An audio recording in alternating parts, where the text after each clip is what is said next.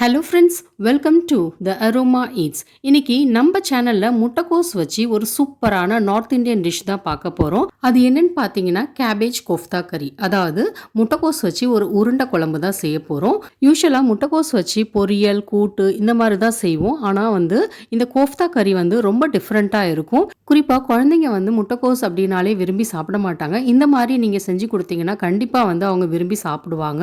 இந்த ரெசிபி எப்படி செய்யலாம்னு பார்க்கறதுக்கு முன்னாடி நம்ம சேனல் இப்போ தான் ஃபஸ்ட் டைம் வரீங்கன்னா கண்டிப்பாக சப்ஸ்கிரைப் பண்ணிக்கோங்க. நோட்டிஃபிகேஷனுக்கு பெல் ஐக்கானையும் கிளிக் பண்ணிக்கோங்க.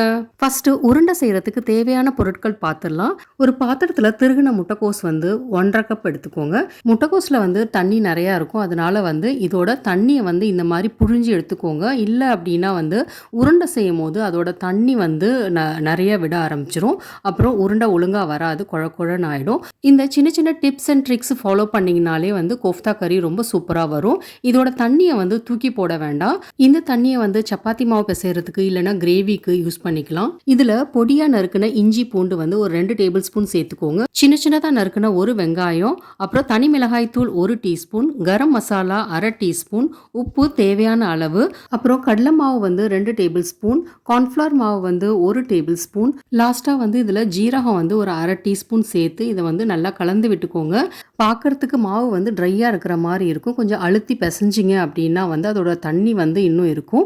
இதுக்கு எக்ஸ்ட்ரா தண்ணிலாம் சேர்க்க வேண்டாம். அதில் உள்ள தண்ணியே போதும். பாருங்க, அதுலேயே நான் பிசைஞ்சிட்டேன். சப்போஸ் உங்களுக்கு கொஞ்சம் குழ குழன்னு இருக்கிற மாதிரி இருந்துச்சு அப்படின்னா நீங்கள் கொஞ்சம் கடலை மாவு அதில் சேர்த்துக்கலாம். பாருங்க, மாவோட பதம் இதுதான். கையில் உருட்டும் போது கையில் ஒட்டாது. இப்போ சின்ன சின்ன உருண்டைங்களாம் உருட்டியாச்சு. மைதா மாவு ஒரு 3 டேபிள் ஸ்பூன் எடுத்திருக்கேன். அதில் இதை கோட் பண்ணிடலாம். இந்த மாதிரி பண்ணும் போது இது பிரிஞ்சு வராது எண்ணெயில் போடும் போது. ஸோ எல்லா உருண்டைங்களும் இந்த மாதிரி ரெடி பண்ணி வச்சாச்சு. இப்போ எண்ணெயில் போட்டு எடுத்துடலாம். இது டீப் ஃப்ரை தான் பண்ண போகிறோம். எண்ணெய் ரொம்ப சூடாக இருக்கக்கூடாது. போட்டோன்னா அப்புறம் காந்தி போயிடும். அதனால் மீடியம் ஹீட்லேயே வச்சுக்கோங்க. நடுவில் இந்த மாதிரி திருப்பி விட்டுக்கோங்க. லைட் ப்ரௌன் ஆகிற வரைக்கும் இதை ஃப்ரை பண்ணி எடுத்துக்கோங்க. இதே மாதிரி எல்லா உருண்டைங்களையும் ஃப்ரை பண்ணி எடுத்துக்கலாம்.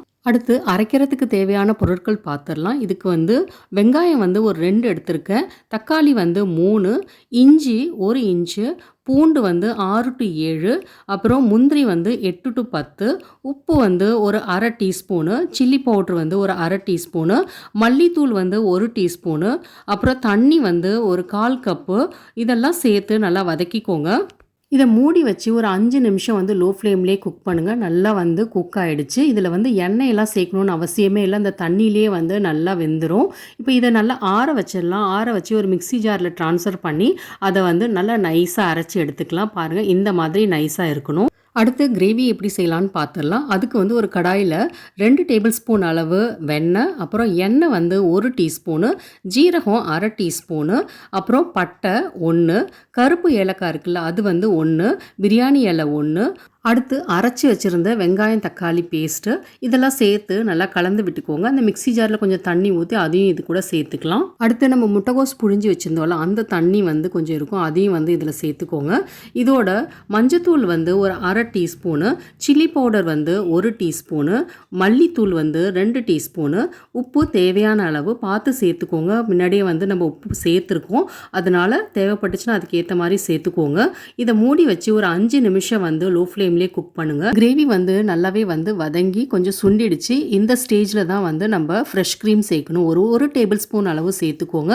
இது ஆப்ஷனல் தான். இதோட ஒரு 1/4 கப் அளவு தண்ணி சேர்த்து நல்லா கலந்து விட்டுக்கோங்க. இப்போ இதில் முட்டைக்கோஸ் உருண்டைங்கள்லாம் சேர்த்துடலாம். சேர்த்து நல்லா கலந்து விட்டுக்கோங்க. ஃப்ளேம் லோலியே இருக்கட்டும். மீடியம் இல்லைன்னா ஹை ஃப்ளேமில் இருந்துச்சுன்னா கிரேவி அடி பிடிச்சிரும். அதனால ஃப்ளேம் லோலியே இருக்கட்டும். இப்போ இதை மூடி வச்சு ஒரு 3 நிமிஷம் குக் பண்ணுங்க. அப்போ தான் அதோட மசாலாலாம் உருண்டைக்குள்ளே போய் நல்லாயிருக்கும். அவ்வளோதான், நம்மளோட கேபேஜ் கோஃப்தா கறி ரெடி ஆகிடுச்சு. இந்த உருண்டைங்க ஊற ஊற கிரேவி இன்னும் திக்காகும். அதனால அதுக்கேற்ற மாதிரி பார்த்து பதமாக ஆஃப் பண்ணிக்கோங்க. இதை ஒரு சர்விங் பவுலில் ட்ரான்ஸ்ஃபர் பண்ணிடலாம். ட்ரான்ஸ்ஃபர் பண்ணிவிட்டு அதுக்கு மேலே சீஸ் துருவி போட்டுடலாம். இது சப்பாத்தி, நான், தந்தூரி ரொட்டி இதோட ரொம்ப சூப்பராக இருக்கும். இந்த கேபேஜ் கோஃப்தா கறியை நீங்களும் வீட்டில் ட்ரை பண்ணி பார்த்துட்டு எப்படி வந்துச்சுன்னு கமெண்ட் பண்ணுங்கள். இந்த ரெசிபி உங்களுக்கு பிடிச்சிருந்துச்சுன்னா லைக் பண்ணுங்கள், ஷேர் பண்ணுங்கள் உங்கள் ஃப்ரெண்ட்ஸ் அண்ட் ஃபேமிலிஸோட. என்னோட சேனலை இது வரைக்கும் சப்ஸ்கிரைப் பண்ணலன்னா சப்ஸ்கிரைப் பண்ணிக்கோங்க. நோட்டிஃபிகேஷனுக்கு பெல் ஐக்கானையும் கிளிக் பண்ணிக்கோங்க. தேங்க்யூ.